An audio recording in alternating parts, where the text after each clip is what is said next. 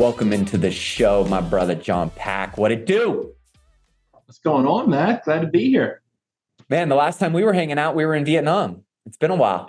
That is true, man. Last time I saw you, we were sleeping in a cave. So it's been a long time. What was it? Was it the second or the third largest cave in the world? I think it was the third. Yeah, we were hiking through that jungle, man. It was a wild trip. Dude, I remember pulling down like our pants and there were like leeches all over us, Oh, climbing through the jungles of Vietnam and like waist high water. And man, I felt like we were in an episode of Forrest Gump there. dude, what an incredible experience, man. I'll never forget that. I've been all over the world, and that is still to this day some of the best memories I've ever had. That was a legendary trip for sure. And obviously a lot has changed between now and then. When we were there, were, doing real estate and tax liens and focusing, really all in on, kind of single family investing, right? And now you've made a massive shift into what I think is probably going to be $1 billion idea in business that is really so needed in today's world. And I continue to hear in headline news, the American dream is dying. We're turning into a renter's nation. I saw at least, I think this was a stat from Tuesday, the first time affordability is the worst on record. It would take a combo of up to a 28% decline in home prices, a more than 4% reduction in 30-year mortgage rates, or up to a 60% growth in median household income to bring home affordability back to its 25-year average. That was a stat per Black Knight. And we continue to see, right, how challenging housing has become for so many people. And so get me up to speed on what is Nido Rewards and what are you guys working on, man? Yeah, for sure, man. So we created Nido Rewards, really out of a need of a lot of things you just talked about, right? There's a true affordability issue right now in the country where, the American dream was for everybody to be able to buy a home, right? But now home prices have gone through the roof. Just the cost of living has gone up. Interest rates are high. We have a generation is coming in that has some of the lowest savings in history. Yeah. They think that, the landlord is out just to make money and they can't help them. And there's all these things kind of going against everybody. And we're trying to change that mindset, right? How do we help people still achieve that dream? Let them know that it's still obtainable. So what we created is Nido Rewards. We want a true rewards program that helps people transition on an easier path from renter to homeowner.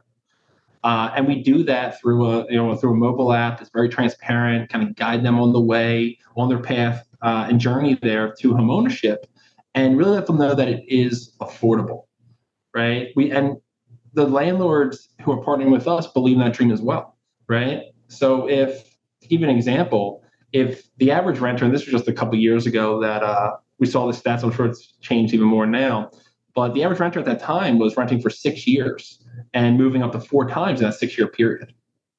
Right? There's nothing keeping them there. Yep. So how do we say, hey, look, stay in one unit, save money, and earn more rewards to transition into your home ownership, right? And the more rewards we can give, the more we can help people achieve this home ownership with the least amount of money out of pocket, as that has seemed to be the biggest burden. It's not even the monthly payments, which with interest rates, it's not easy at the moment. Yep. Just being able to afford the down payments have really been a struggle for people. Yeah. That initial kind of tranche of capital that people need to get into a home. Yeah. Not a lot of people, like you said, have that kind of savings. So talk me through the mechanics of how maybe Nido works for the tenants and why landlords would want to get on board with a program and a process like this. Yeah, absolutely. So it's as easy as it can be. So once we sign up a landlord, that their tenants become automatically enrolled, right? They just have to download the app and start using it. As long as they pay the rent on time, then they're going to get 5% cash back that goes towards their future home purchase, right? So, and that's really it. They get that every single month. They pay rent on time. We do have tips, little educational blurbs. We like to give people tips every single month for 15 to 30-second things that they can read and earn more money every single month. Right? So building up that you incentivize financial literacy. Exactly. So just take a little bit of time each month to learn a little bit And then as you learn, you get to earn. And that's kind of the whole point here. Just make that transition period a little bit easier, you need to be transparent. A lot of people don't understand what's even needed for homeownership. So if we can guide them along that path and reward them along the way, then we believe that we're doing our job. Amazing. So it's really cool to see them go along that process. And what we try to do is help them create their goals, right? What do you really need out of pocket in order to achieve your home ownership? What does that mean when you have your savings coupled with your rewards, and then ultimately coupled with down payment assistance programs, which I believe there's a very big lack of transparency in the country today. There's so many programs available, whether they're government or private or otherwise, that are available to homeowners, and not just, low income housing type credits, but there's programs here in PA where you can make $196,000 a year and still earn money towards your upfront funds for your first home purchase here. So they are available. So we're trying to pull them all in, show them what it means when you couple that with your savings and these rewards, so you have the least amount of money out of pocket, get into your home, and then ultimately start to create that American dream again. Yeah, that's amazing. Now, as a landlord, you know that every time a tenant moves out, right, and you have the turnover and you have to repaint and recarpet, and there's a lot of, expenditures that go into that, right? Like you said, the retention of that becomes very important. Is there any financial cost or burden to the landlord? So no financial cost to the landlord. It's actually a benefit, right? So yes, when somebody moves out, obviously there's the cost, but that's going to happen anyway, right? The national average on turnover right now is roughly 50%, right? But as I just mentioned, if the average tenant is renting for 6 years and moving 4 times, they're going to move out eventually, right? Maybe they move just across the street because one of their friends are over there or whatever. But why not incentivize them to stay in your building until they're ready to buy a home? Right? I think Zillow just released a stat just this past year where 67% of prospects going into an apartment building wanted to buy a home but couldn't afford it first. Mm-hmm. Right? So that's why they're renting. So the majority are going to eventually move out. Yep. Keep them in your building until they are, and that's going to help your turnover costs. Right? Your NOI goes up. You have people who are financially responsible in your apartment, paying on time, and treating your building with better care. And we're also seeing a big jump in leasing velocity, right? So, think of the time saving for your leasing agents, mm-hmm. and kind of differentiating your buildings when you compare apples to apples, and hey, I can move this building and move this building. And when one building is actually giving you money towards your future, it's a big difference. And we've been seeing about a 25% increase in our leasing velocity ever since we've launched the program. Yeah, I mean, think about that. If you're a real estate landlord, whether it's single family or multifamily, the name of the game is what? Occupancy, yeah. Right? But reduce that vacancy, like you said, differentiate your asset as something that's of more value, which is obviously going to, not only attract, but retain the right people. And if you continue to secure stable, NOI and income, all that does is protect the value and increase the value of your asset. If you're using that as a true unique value proposition to pull more people towards, your building. For sure. And we're trying to make it as easy as possible, right? There's so many different programs out there now. It says, hey, I help add rewards to your building, or this, that. A lot of those have financial burdens to the landlord, which is already a negative, but then it's another task, right? Property management is a hard gig. I was in it for a long time. A lot of times it's kind of thankless, right? Like you work hard and people kind of only want to call when there's an issue. Yep. So if you're able to then create a program that's very easy for them, it's not a task, it's a tool that helps make their lives easier. That's what it's all about. So we try to simplify and streamline that process. That by the time you're done your short onboarding process, there's really nothing else for you to do. You're hands off. You hand it off. It's hand off. Hey, as long as I know what the program is, I can pitch it on tours. Yep. Your tenants get it. And even when your tenants are ready to buy a home and they're ready to move out, we help facilitate that, right? We make sure that you have advance notice of even when they're looking for a house, advance notice when they sign contracts, right? So everything becomes very transparent, all emails over, and then you don't have to do anything. You get to focus on the things that matter, right? Keep it, about your tenant experience, making sure that they're happy, make sure that the buildings look great so that your tenants are always happy, and then ultimately you're making more money. I love that. Now, talk about the mechanics for a renter and how, it almost sounds a little bit too good to be true. Hey, I do what I'm supposed to do, pay my rent on time, and all of a sudden you guys are going to give us money. What? Like, how does that work? Yeah, so we've been fortunate where we've been able to partner with a number of real estate agents across the country, different lenders, right, where they're able to work with us. So if you are going to utilize these rewards, you do have to use an agent and a lender from our platform so that we can guarantee the use of those rewards. Right? Yep. I'm not saying that others might not, but and you can certainly use whomever you want to buy a home, but in order to get the max benefit of the Nido Rewards, you do have to use someone on our program. Makes sense. Now, we do get questions that says, "Hey, my my cousin is a real estate agent. I want to use them." Not an issue. We have a very short onboarding process that you're going to put your agent or your cousin in contact with us. We can onboard them within just a couple hours. Yep. They can represent you and still utilize those rewards.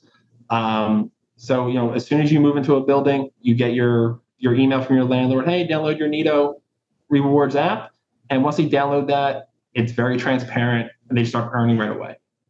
That's amazing. Now, how are you guys going to get mass adoption of this program? Because it seems like a total no-brainer. Yeah. And yet, of course, right, I'm sure you guys have mapped out and looked at all the obstacles and, the friction that might come along with disrupting such a big marketplace. What are you guys looking at strategically on executing to get this out to the masses? Yeah, so we do have I guess you consider a B2B to C approach, right? So you do have to be with a landlord who has signed up with Nido first, right? So we're not going direct to consumer.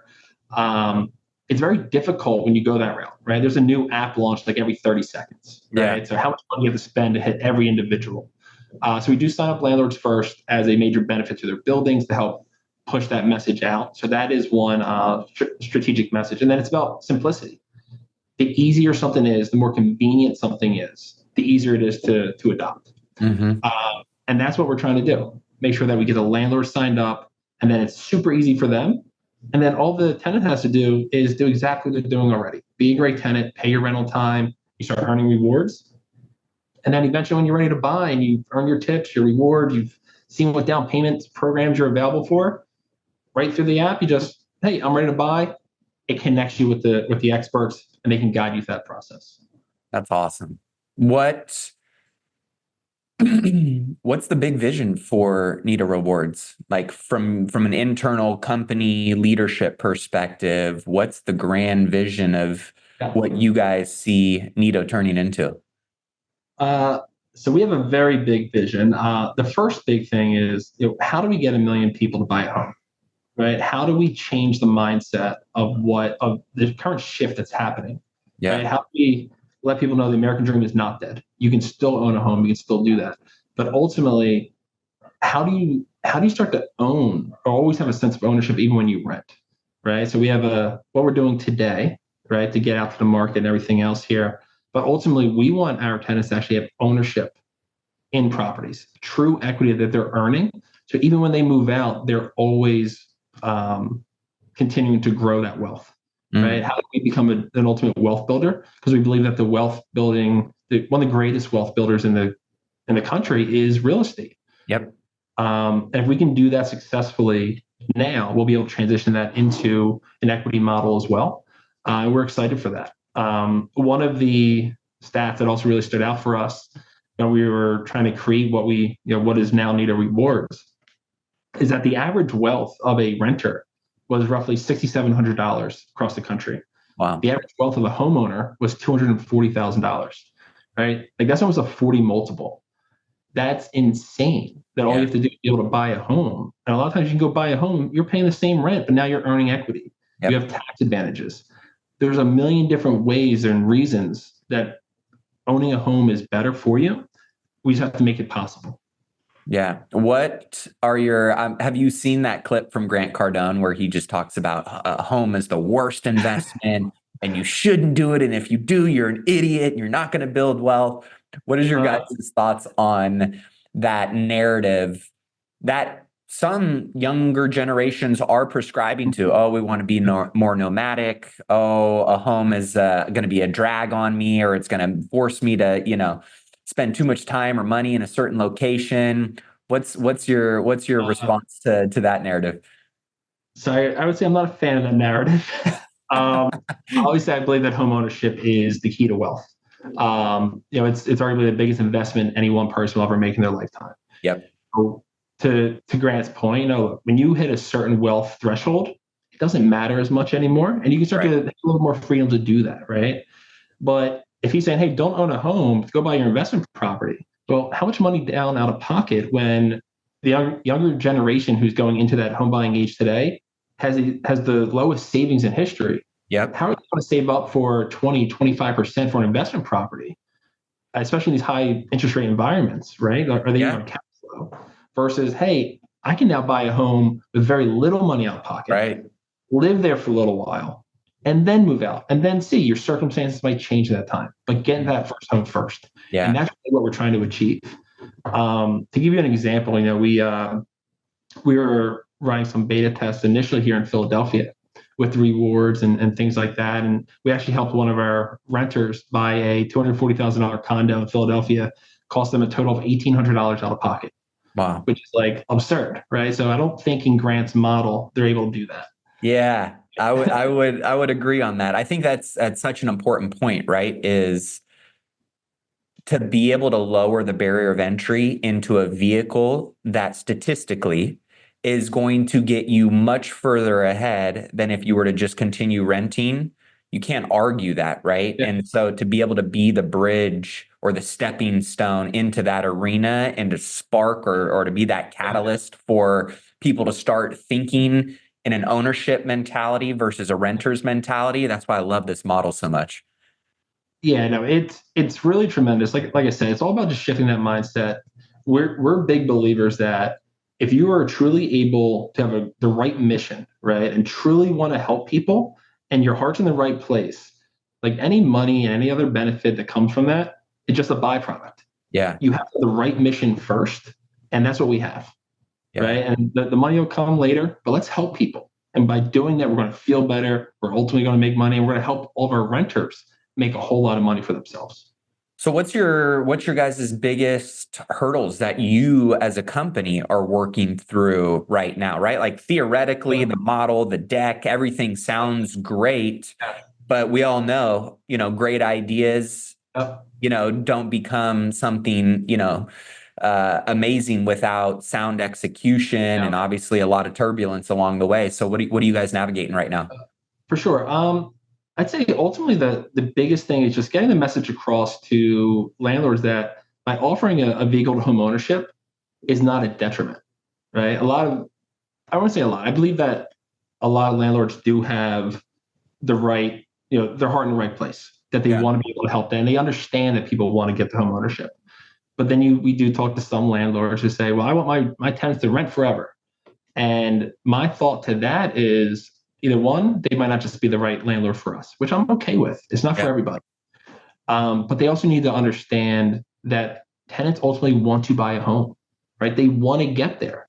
So why not help with your tenant satisfaction? Why not build that up? Let them know that, hey, let them refer in more renters to you. Hey, my landlord helped me get to where I am today. Like that's a major thing. But that's definitely one hurdle that we have to get over from that perspective. I would say one of the other ones right now, obviously there was the big lawsuit that came out in the settlement with NAR. Yep. Whether or not people are even going to want to continue to use agents, right? It's an unknown right now as far as how it's going to shift, right? So making sure that, not just that they're getting the rewards, but that the way that we're structured at the moment, that they can earn the rewards because they want to use an agent who is an expert in that area, who can help negotiate those contracts, things like that, right? But that's yet to be seen. So we'll see that down the future here come July and forward what that looks like. But right now it's a message to the landlords: help your tenants, and ultimately they will help you. Mm-hmm. They'll take better care of your buildings, and ultimately they're going to stay longer and increase the value of your property because of that. Yeah, absolutely. What does the startup mindset look like for you guys? For those that are entrepreneurs listening to this show right now that are, you know, in this either ideation creation stage, or they've got a product now and they're really trying to navigate getting it, into market, getting it to that next level of scale. Talk about your guys's kind of mindset and strategy that you're subscribing to right now in this early stage of, we got the idea, now we got the product, now we got to get this thing to market and at scale. What does that look like for you? It's about having the right people in the right seats, right? Like you never want to be the smartest guy in the room. Yeah. So making sure that you can build a team around you who has the same vision, fully aligned, especially in a startup. I mean, if you start to have a team where you guys are not fully aligned, not going directly, always in the same direction, you're spinning in circles. So make sure you have full alignment on your team is probably number one. Number two is technology is incredible. And I used to have this motto even before AI, kind of came out. I was like, oh, there has to be an app for that, right? And I used to always leverage technology, always an app for that. Yep. And now guess what? There's probably an AI for that, right? So leverage what's out there. You don't have to recreate the wheel. You have to be able to integrate and use those so that you can stay lean and mean as you continue to build, but be agile. You never know what's going to come your way, what might be a blocker. So, think about it, make sure that your vision is super clear. And if you can have a very clear vision, you will get around those blockers. You just have to be able and willing to look from the 30,000 foot view and go, okay, that's not working right now. Why? Cool. How do we get around it? How do we just stay laser focused on what we need to achieve? And we'll pivot to another direction. And we've made multiple pivots just in the last year. But our vision has never wavered. Mm. You talked about, I love there's always an app for that. Now there's the new motto, right? Or mantra is there's always an AI for that. Yeah. How are you guys looking at using, navigating the world of AI with this particular model and just in business in general? Sure. So we're still, as we continue to try to incorporate more and more AI, it's about making sure that it's still being able to provide the correct information. Right. Mm-hmm. So if anybody's been on ChatGPT and stuff like that, right? It has incredible information, can make your life easier, but it gets you about 85% there, right? You still need to verify, you still need to push things out. So we're still going through different training models that way. But ultimately, it's about how do we make things more convenient using AI? How do you make things easier and faster for understanding purposes? And then from a landlord's perspective, what type of information as this, from app interactions to on-time payments, things like that we can use AI for and machine learning to provide more insights. Yep. Right? Hey, you're offering, there's a lot of apartments in Philadelphia right now that's coming to the market. A lot of people offering 1 month's rent concessions, 2 months rent concessions. How do you know you need those? A lot of those times it's kind of arbitrary. Well, based on your tenant's actual spending habits, based on how they interact, based on what they're doing, you might not need that. And that type of AI can start to give you insights of, hey, maybe you do need a half-month concession to get this rented. Maybe we're looking to be predictable on who's going to renew their leases. Right? How do you predict future revenue? Well, once you have all that data in-house. Mm-hmm. So we're looking at some of those things. Obviously, chatbots and things like that are out there, but we're watching those very carefully, as if we want to truly help people with home ownership, we want a human touch on that, at least in the beginning, until we're fully confident we're never giving bad information. Yeah. And that to me is one of the biggest things to protect us. I've used ChatGPT even helping my niece with her math homework. Like, I cannot do. I use it for my daughters all the time. It drives me nuts. I was telling her literally just the other day. I was like, "Oh no, I think you're wrong." I was like, I'm on the computer, and then she proved me wrong. And ChatGPT. So I said to her, this doesn't sound right. I'm getting this answer, and I said, "Oh, I'm so sorry for that. You are correct." I'm like, man, I'm helping my niece with the wrong information. Yeah. So I need to make sure that we never get wrong information into the hands of our users. Yeah, that makes sense. Talk a little bit around a question that you wish people would ask you about Nido that doesn't get asked very often, that you think is an important point to make around the program, the space, or just the mindset that your customers, might get value from?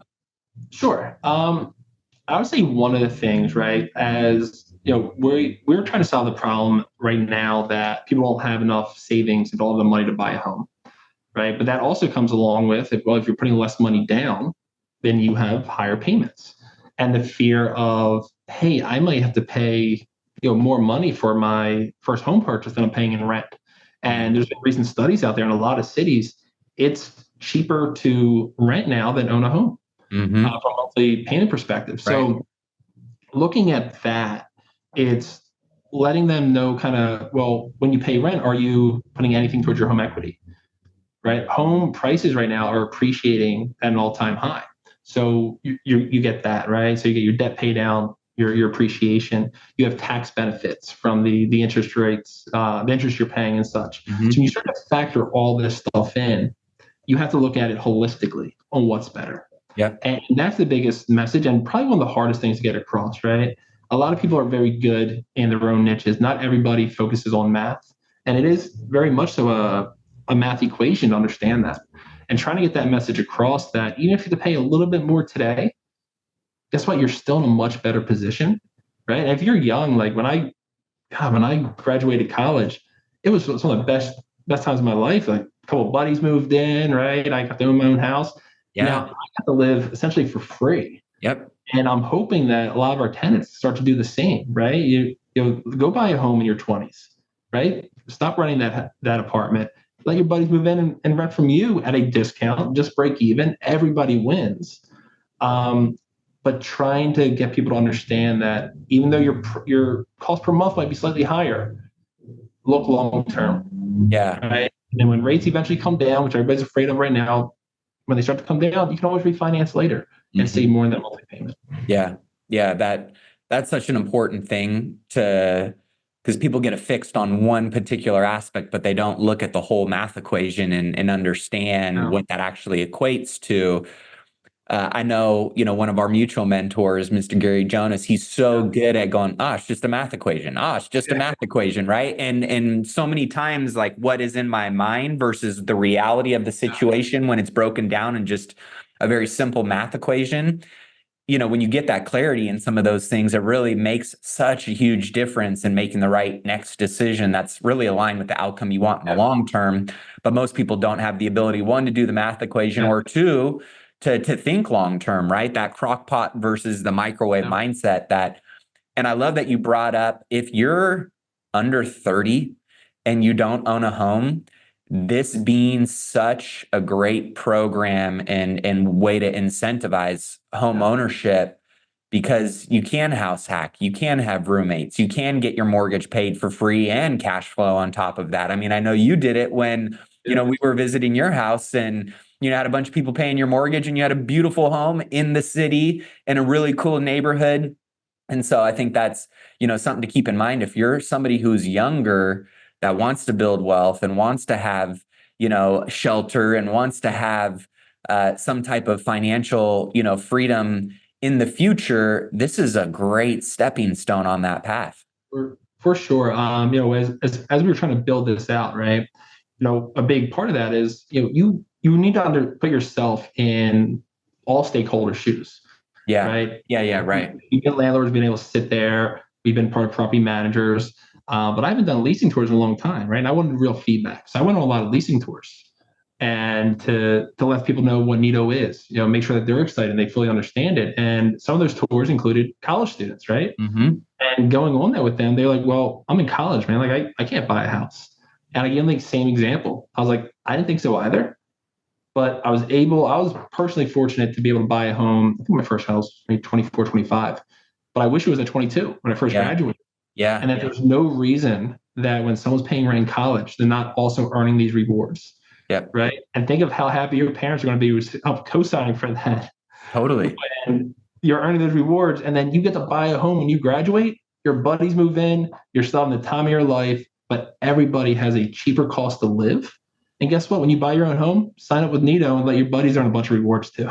Yeah, there you go. It can't just be this big cycle where everybody gets home ownership. Yep. Yeah. I am definitely behind the bandwagon of home ownership. You and I both know the power of owning real estate, and the longer you own it, the more powerful it becomes and continues to compound in your favor. So the earlier you can do it, the better. Now, for landlords or individuals that want to know more about the program, maybe getting on the program, a tenant that's going, hey, I want to tell my landlord about this program. What's the best place for them to learn more and to actually get Nido Rewards incorporated into their asset? Sure. Yeah, they just have to go right to our website. It's nidorewards.com. They can sign up right there. It'll come over. We'll be able to get in contact with them. But again, it's just about, I don't care whether you have one house or whether you have 10,000 houses, apartment buildings, whatever. It's easy to sign up. It's easy to use, and it's pain free. You sign up, and then it's kind of hands off. You don't have to do anything. Just let your tenants earn, and when they're ready to buy, they buy. And you have new people coming in who want to take their place, and arguably they're probably going to send a lot of referrals your way as well, because other people want to get help with that as well. Absolutely. So we'll be sure to link all of that up on John Pack's episode, millionofmindcast.com. Be sure to check that out. All the links will be in the show notes. John, my brother, dude, always good catching up with you. Super Absolutely, excited man. to see what this program does. And I just love I love the mission of the business, but I love that it's also something that, kind of checks all the boxes of making an impact, but also has the potential to be a total major winner when it comes to, creating some real wealth as the business side of it as well. So thanks for coming on the show, and Thank we you. will see you guys in the next episode. Thanks, Matt.